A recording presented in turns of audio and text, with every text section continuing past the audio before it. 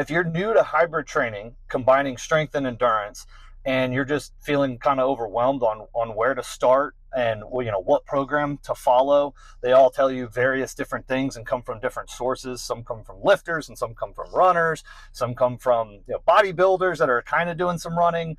Then this is the video for you. I'm going to show you exactly where to start. This isn't a detailed program. Step 1, do this. Step 2, I'm not going to list off all the runs and all the various movements. This is more about a framework of priorities to follow when you first start and how to build from there. First, let's say who this video is for, because you can just stop it right now.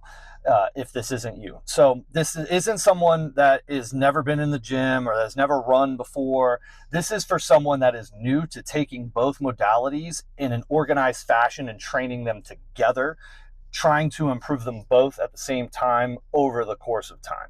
This doesn't mean that you're weak. It doesn't mean that you're slow. It just means that you've trained one or the other, but never really successfully, that's the key, successfully train both of them together. Then you are a beginner in hybrid training. Not a beginner in the gym, not a beginner at running, but you might be a beginner at both of them together. Or maybe you've tried hybrid training and you've just got overtrained and you're just super fatigued and you just go downhill really quick. Then this video is for you. This is going to help you start. And most beginners think that hybrid training is just not for them because they fail. And they didn't fail because of their determination or, their grit. They failed because of overcomplication. To be successful at hybrid training, you need to start with the essentials, just the basics, strip everything down and make it as simple as possible. So with that said, I'm going to give you 3 priorities to focus on. That's the only thing that matters, are these 3 priorities. The first one is going to be strength. I don't care if you're a runner and you're just getting started into combining lifting with it, or if you're a lifter and you're adding running, strength is always the base. If you come from the lifting side, this may seem counterintuitive because we're going to do things a little bit differently. You should focus on 2 to 3 strength training days a week. Within those days, you should be focusing primarily on compound lifts, the most bang for your buck. You also want to leave reps in the tank. This is more about maintaining where your current strength level is while you're introducing a new stimulus. And vice versa. If you're running and you're just now adding strength, you aren't trying to set PRs, you're not trying to be a world record holder, you're just trying to introduce the new strength training stimulus into your running, so you don't need to go balls to the wall. You really only want to focus on 2 to 3 days a week with compound lifting and making sure that you have reps left in the tank. So if you're going for 10 reps and you could have done 12, great. That's what you want to stick with right now. Priority number 2 is going to be easy aerobic days. And the focus on these days is to just build a base. If you're from a running background and just now adding strength, this is going to seem counterintuitive. This is going to seem very boom, boom, basic to you. But again, we're combining these 2, okay? So let it feel easy. And when I say easy, I mean these should be conversational pace runs. You should be able to hold a conversation while you're running. So if someone's with you and you're talking, you're not gasping for breath, breathing super heavy. This should be like a zone 2-ish type of run. They should be done twice a week. And the goal is to just create the consistency with your 2 to 3 days lifting and your 2 to 3 days running. That's it.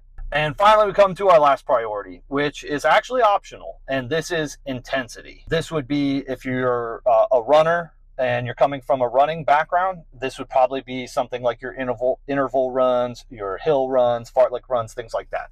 If you're coming from the lifting side, think of these as metcons or conditioning days. This is where you're pushing that high heart rate through circuits. I would recommend wherever your background is, that's the option you choose. So you're not doing a high intense day in the new modality. So if I come from strength first and I'm just getting started adding and running, I'm not going to choose a bunch of high interval run stuff to add.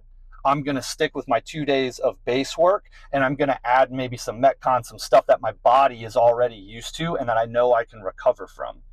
Again, these are optional. So if you feel like your recovery is slipping, then these need to go. Run that for a month and see how you feel. And if you feel great, add in the optional intensity on the modality that you're most comfortable with. And then again, run that for a month and see how you feel.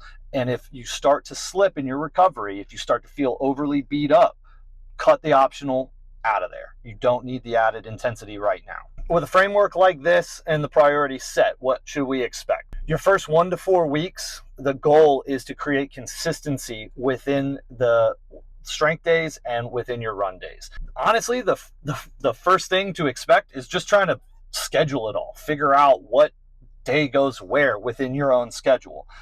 You can download the templates from my website that give you days, but that might not necessarily work out for everyone. Certain days off from work or times that you like to work out, things like that. So the first month is really just figuring out your schedule and how you can combine those two modalities together that works in a consistent pattern. Consistency is the number one thing here. So you're just trying to build a base of this new hybrid plan. You're not trying to win any awards in racing, and you're not trying to win any awards in lifting.